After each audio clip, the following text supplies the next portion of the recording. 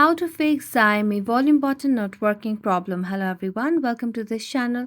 I'm Emily and I'm here to help you out today. So without any delay, let's get started. So first of all, launch the settings application on your device. Now as you tap on settings of your device, all you have to do is scroll down to tap on sound and vibration. Now make sure that you have toggled on and maximized your volume for your ringtone, your media and so on. After that, make sure that your phone is not in a silent mode over here.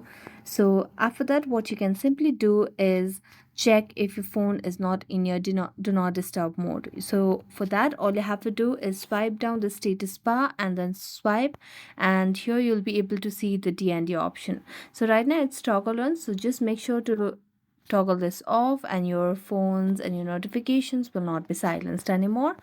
Next, what you can do is make sure that you have the latest version of your device or the software in your device. So go to About Phone and tap on the version of yours and check for any updates available. So as it says, there are no updates available. So we're going to go back, and if this does not solve your issue, then all you have to do is tap on the power button and then tap on reboot and restart your device, and this might definitely fix your issue. So thank you so much for watching this video. See you next time.